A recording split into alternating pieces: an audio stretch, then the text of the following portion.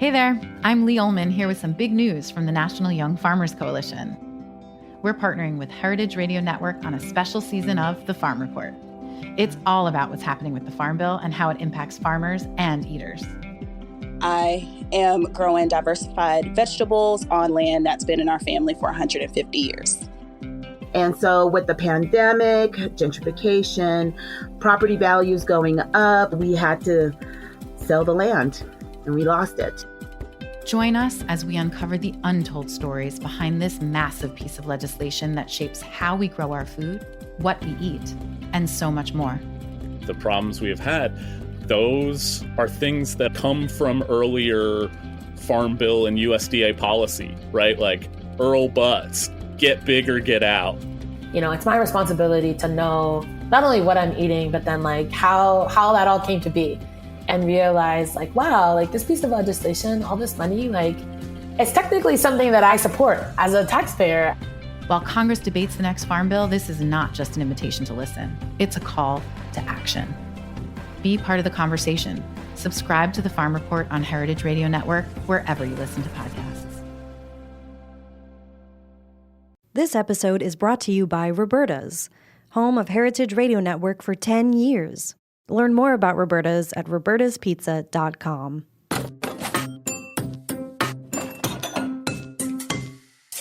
Hardcore is a new series from Heritage Radio Network. Over 6 episodes, we're taking a close look at the rebirth of American cider. Really, it wasn't until about 10 years ago that cider started to be revitalized in the United States. From the science of fermentation.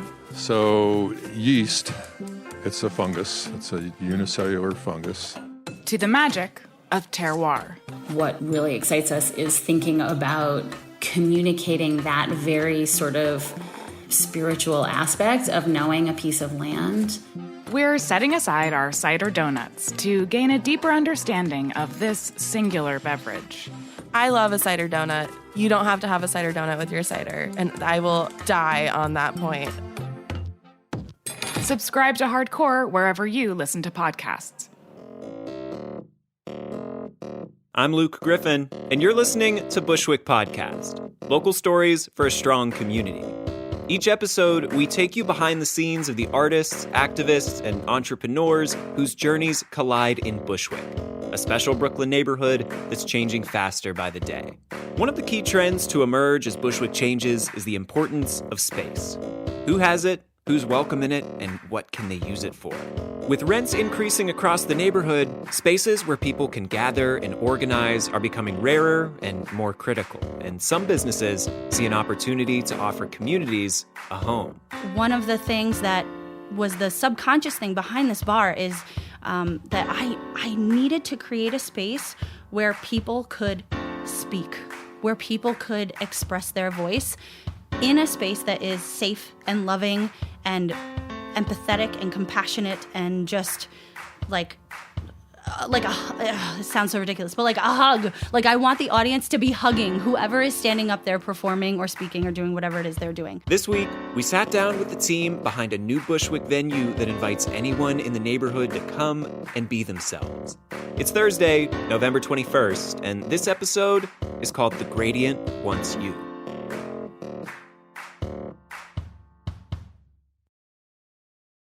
Melissa Manning, Sheena Goldhagen, and Chelsea Levinson are part of the team behind The Gradient, one of Bushwick's newest bars. My name is Melissa Manning, and I am one of the founders and investors of The Gradient, which is a vegan kitchen and bar in Bushwick. I'm Sheena Goldhagen. I help run the social media. So I manage that as well as marketing, PR, and get us involved in fun stuff like this and events. I'm Chelsea Levinson. I do miscellaneous creative shit, including Instagram content creation, picking bar stool colors at The Gradient. The Gradient is part of a growing group of Bushwick businesses owned and operated by women. So first and foremost, the bar is a female-owned business. There are actually a couple of female-owned bars and restaurants around Bushwick, but nobody really talks about it. And this is something that just burns my bottom. Agreed. And so that is something that I really want to be loud and proud about, that this is a bar that has been started by a woman and is being currently run by all females. So I'm really, really proud of this. And so that being said, just because we are directly sort of creating a space that is for women, which doesn't really exist before now, we are definitely trying to make this restaurant and this bar appeal to people from every group. But really, this is a space for women. It's literally the first thing I say when I introduce what the Gradient is. Not only that it's like fucking a gorgeous venue with pink and all over and super like artistically presented. Like outside there's a woman's mural. It's just the first and foremost, women owned, women ran, badass. It's also, I think, the only, which I'm also a vegan food blogger. That's how I originally found this place. It is the only full vegan, late night, full day, all day, 7 days a week vegan menu with vegetarian brunch. And it's also the best. And I'm not like fucking joking. It's the best vegan food I've ever had. And that's what got me locked in.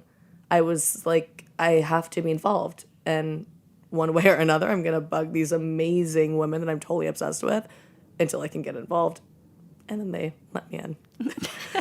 So now it's like a threesome. Though it's only been open for a little more than 5 months, The Gradient has quickly begun to build a community of performers and patrons with a full slate of events and a full menu of vegan food. The venue is so comfortable. It's not stuffed. It's gorgeous. All these events that are going on, the comedy show, the drag show, karaoke, open mic, women coming in and speaking. And, you know, my degrees are psychology and women's studies, and I've been a feminist my whole life. And Mel is such a strong woman and about women speaking up and being an independent entrepreneur. And lo and behold, like millennials get talked shit about because saying that we're not, and we're not about creating something new and being independent, and you know, we're just like little like lazy fucks, and we're not. And so something, you know, not only is the amazing food and everything, but all the events that are going on and all the things that we stand up for and the things that are coming, you know, women open mic and coming and standing up for yourself, and, you know, all the LGBTQ community that's just really surrounds and supports this place is so beautiful. I mean, not only does it feel and look like it, but they tell us it's their home. I stay around on on the Wednesday night and talk to everybody afterwards. It's just incredible. Something else about the food too, how that developed was that I've been a bad vegetarian for about 2 years now. And one of my kind of theories is that if vegan and if vegan food was easier to come by and it was phenomenal, then I would be 100% vegan, and there would be like no problems and no complaints about me or anyone else eating vegan. But it's hard to come by, and it's hard to find really great vegan food. And so when I decided that I was going to create a larger menu, I decided that I missed chicken wings, and I missed really good burgers, and I missed all the delicious bar food that I just crave. That's not the only thing I crave, guys, but like I miss sort of the things like the mac and cheese and the, I don't know, like the chicken nugget, like all the little things that we grew up eating that no longer could I eat. And so when we started this bar and it had a full kitchen, we were like, okay, we're going for it. We're going to make the best vegan bar food anyone has come across or will come across. And so far, people are really excited about our wings, and we have an amazing chicken sandwich, and our burger is incredible. People that don't realize that we're vegan walk in and they taste our food and they're like, wait a minute. You started to speak to this, but in terms of the community that's developing around the Gradient and the events that take place there, what does that direction look like? Because, as you've noted, it seems to be a very full slate. How do you choose what types of events to put on, and what's the overall direction that you want the space to take in terms of housing different groups or different events? So I think a lot of our events come from people reaching out to us and saying, I want to throw an all vinyl DJ night. And then we say, okay, we have this Thursday open. Let's give it a shot. Same with our drag night in Living Color. It started with Junior Mint, who's going to be famous, wanting to produce a show, and she's been every week producing, bringing new people, performing herself every single week, every single Wednesday since we've been open. And then there's me and Melissa's weird ideas, like Boozy Bingo on a Sunday, and an all-women's comedy show that's happening in November. And the first ever vegan wing eating championship national. Yep, National Vegan Wing Eating Championship. Yes, that's right. It's a mouthful. That championship, by the way, will take place at the Gradient this Saturday, November 23rd. But more regularly, each Wednesday, the Gradient hosts one of its signature and most popular events, a drag night led by the rising performer, Junior Mint. So something I'd specifically like to unpack a little bit more is Wednesday, the drag night. As it seems like in a lot of ways this is a signature event for the Gradient in terms of what the space might stand for. Yeah. And the resources that it can provide. Chelsea, you'd mentioned that the host, Junior Mint, has been a driving creative force behind it, but what does that process look like in terms of recognizing that there was something special there and helping it grow into what it's become? So I can't take credit for finding Junior Mint or bringing her into the bar, to be honest. We had somebody involved with us in the beginning who is no longer a partner, but she had seen Junior performing at another event, and she just was like, yes, she must come to our bar. And we were, there was a little bit of rockiness in terms of her getting her show to where it needs to be and in terms of sort of matching it to what the vision was for the bar. But after that was resolved, she's been such a perfect addition to our lineup. And she's just she is the embodiment of what we're trying to create with this bar, which is a platform and a space for people to just come in and be exactly who they are. Just to come in and express themselves as crazy, as loud, as beautiful, as silly, as ridiculous, as taboo as they might decide they want to be. That's also the idea behind the speaking events. We want people to stand up there as themselves and tell their story. And that is one of the things that was the subconscious thing behind this bar is that I needed to create a space where people could speak, where people could express their voice in a space that is safe and loving and empathetic and compassionate and just it sounds so ridiculous, but like a hug. Like I want the audience to be hugging whoever is standing up there performing or speaking or doing whatever it is they're doing. And there's no spaces like that I've found. Like there are spaces that try to sort of do something like that, but I think the fact that this is a female-owned bar is one of the things that is making it's just a natural environment for that. Yeah, I don't know. I like that. Well, women are naturally, I feel, a little more nurturing, and we want to care for others. We want them to express themselves and care for themselves, like how we want our children and our sisters and our mothers, Yeah. And a lot of places like that, maybe men-owned or places with more men than women, maybe might not be that open to promoting that, to express yourself because of, stupid stereotypes and or things they like just that. don't even know. They're just not aware. Yeah. And so this is really a space for all those people that haven't really been given a space before. After the break, Melissa and the team on balancing nightlife appeal with a mission-driven purpose and the challenges behind a community-focused venue reaching its potential.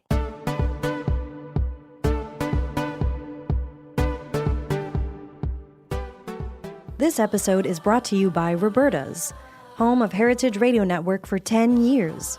Roberta's was founded in Bushwick in 2008 and has become one of the most iconic restaurants in the country. HRN made its home inside of Roberta's in 2009, and together they have become part of the DIY fabric of the neighborhood. Roberta's, the pizza restaurant, is open for lunch and dinner 7 days a week and serves much more than just the famous wood-fired pizzas. Their team dreams up new salads, pastas, and sandwiches on the regular. Roberta's Tiki Bar is alive and well in the back garden, serving up frozen drinks in the summer and hot toddies in the winter. Stop by the bakery and takeout spot next door for fresh breads, sticky buns, and pizzas to go. And of course, there's the 2 Michelin-starred Blanca tucked away in the garden for truly daring diners. But Roberta's also extends beyond Bushwick, with multiple locations in New York City and now in Los Angeles.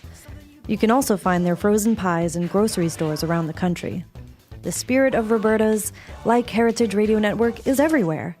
Here's to many more years of pizza-powered radio.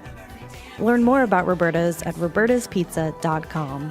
Hey there, seems like you like podcasts. My name is Eli Sussman. I'm a chef and restaurant owner, and I've got a great podcast right here on Heritage Radio Network called The Line. On my show, I interview chefs and restaurateurs about the trajectory of their career. It's a one-on-one conversation where we talk about where it all started to where they are cooking now and everything in between. You can find The Line everywhere you get your podcasts and on heritageradionetwork.org. So I'd love to explore that a little bit more, because I think when people hear late night or bar, they think of things that are more party oriented, or more like nightlife oriented. And it seems like part of the gradient is a balance between things that are very fun and nightlife oriented, but also things that may have nothing to do with that. And like you're describing, want to give people a space to be themselves, and being themselves might mean being sober and talking about issues. Exactly. Well, I don't ever want them to be sober. We have mocktails now? We got Just mocktails. kidding. Just kidding. But it's a full array. I mean, we have the vegan meetup coming up soon. I'm talking to regular media that are for date nights and or vegan date nights. There's just movie night on Monday. I mean, this is when you look at it, it looks like a gorgeous venue restaurant, and then it has a bar side and has a party side to it, and it's an array of everything. A spectrum, yep. Yeah. That's something I'd like to talk a little bit more about, because the presence, both online and in person, of the gradient is one that seems very thoughtful and very well designed.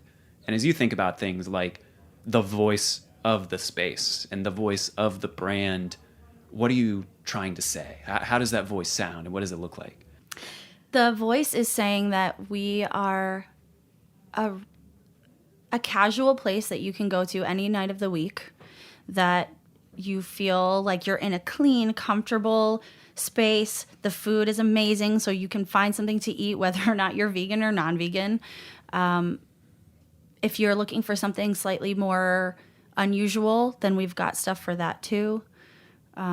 We've got stuff. It's just, again, it's like a full spectrum, and activities, you can and you can also make it yours. Like, you can come here and you can talk to us about an event or an idea that you have, and we can try to see if there's something we can do with that too. Like, we want this space to, it should be different than every other space, and that's our goal.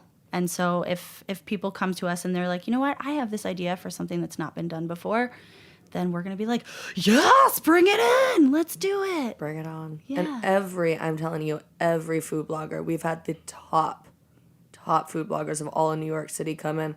I would say maybe 3 out of the 10, maybe, I don't know, or have been vegan. The rest of them, they're out of their mind fucking blown away. Out of their mind. And they want to come back, and they can't wait to come back. And I'm not shitting you, like, the food is good. So it's a dope spot. We just want to take the normal bar and flip it on its head. Yeah. So everything, maybe we'll do an event that like other bars have, but then we'll try to think of some kind of, like something to switch, something to flip around. So it's a little bit unique and different. What's an example when you think of that? Like the female comedy show, or like what? Yeah, we're gonna be doing events also with Yes Williamsburg, Do New York City. We're collaborating. We're at Kombucha, the beers. We're gonna do a little event with them. Any little thing, but yeah, especially really unique events is the Women's Comedy Night. So we're doing sort of a lot of the typical kind of things, but then we're tweaking it a bit. Over these past 5 months, what has that process been like of finding your legs? Oh, God. In terms of what this space is going to be and just how is it going to operate successfully? Because I'm sure that it's just challenging to run a successful bar with all that is intended to that in addition to the more movement or mission-oriented piece that seems so important to the Gradient? Wow, it is so hard. Everything that people said about having a bar and restaurant, that I was like, no, I'm sure it's not that hard. It's, it's you put A plus B and it equals C. It's fine, just like everything else. No, it's a lot more challenging. There's so many more facets to it, especially the way we're doing it, because we have, again, the food, the drink, the events, and we're trying to make every event unique. So, and the food unique and the drinks unique. Everything has to have thought put into it, and passion. That is challenging. That is really challenging. And then everything else, you have a vision for something, and it seems very simple to put that vision together out in front of you. But then, there's all these hurdles that pop up along the way, and everything ends up becoming much more complicated than what you think it should be. Or, you hire this person and you think they're fantastic, and then the third day in, they don't show up. Or, you just don't see eye to eye with people or money, So it's been a rocky road, but the doors are open and we are still going strong and just going to get stronger. Thinking ahead then, do you feel as though today you have a stronger sense of, okay, this is who we are, and this is every how... day. Mm-hmm. Every day it gets stronger. Every day it gets clearer. With every new person that we meet to discuss events or every new menu that we create, it just gets stronger and clearer. As you've started to come to that clarity and that strength, have there been any surprises in terms of maybe what you thought the space could be at the outset versus where it might be tomorrow? The only surprise I would say, and I don't know about you guys, but for me, the only surprise would be just about the things I didn't know. And this is probably anybody listening to this is going to be like, duh, it's obvious. But walking into that space, it was so beautifully done, beautifully built out by the previous people that were in that space. And I did not realize that having the bar on one side versus the other would make such a huge impact. And so it's certain things like that. And the space is huge, which makes it very challenging because when people walk by, we could have 25 people in there, but the space still seems empty. So these are all things that now going forward, I would know if I was looking at a space, but being so new to the game as I was, I didn't catch on to these things. So a lot, and that's, those are two examples of many other things that were just things I didn't know. As Melissa and the team learn these kinds of lessons, they're also learning how to better work with partners in the community to serve their goal of becoming a home for groups throughout Bushwick and beyond. It sounds like while there is a focus on women's spaces, women's issues, and as you put it, Melissa, creating a space for people of all communities that feel as though they may not have spaces here in Bushwick or the city more broadly. Are you interested in working with any particular organizations or groups? I'm really terrible with names, but it is also interesting that you're asking this question because we have been starting to discuss organizations that we can sort of link up with so that when we do have certain events, we can put maybe a percentage of our sales or we can charge a fee at the door or something, and that would go to a certain organization that maybe relates to whatever the event is that we're having, or even doesn't relate, but it's just the one that we choose for that specific night event. So we are looking to work with a lot of organizations. I know that Junior Mint actually has mentioned a couple to me, and then also Sheena has mentioned some. I don't remember the names of them. They remember them. If you're interested in learning more about the Gradient and potentially working together, getting in touch is simple. Slide it in the DM. When also you slide into the DM, we will tell you to email us. Let's drink at thegradientbk.com. That's let's drink at thegradientbk.com. And just about the events again, like our events are constantly changing. We're constantly adding new things. So definitely if you're interested in any of them, like please stay looking at our Instagram, and please, check our website, because constantly we are having new events or we're switching things up.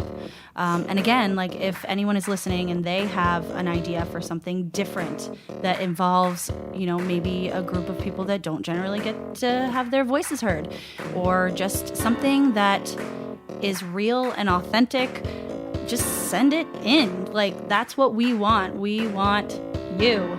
We've got all that info and more in the show notes for this week's episode. We'd like to extend our sincere thanks to Melissa, Sheena, Chelsea, and the Gradient team for taking us behind the scenes of these early days at the venue. And as always, we'd also like to thank you for listening this week. If you enjoy Bushwick Podcast, you can do us a huge favor by telling a friend, or even by leaving us a review on your favorite podcast platform, which helps us reach more new listeners with stories like these. We'll be back with another story you won't want to miss, but in the meantime, we'd love to know what you're interested in hearing and how we can do better. Get in touch by emailing us at hello@hearbushwick.com or by DMing us on our Instagram @BushwickPodcast. We can't wait to hear from you, and we'll see you soon. This program is powered by Simplecast. Thanks for listening to Heritage Radio Network. Food radio supported by you. For our freshest content, subscribe to our newsletter.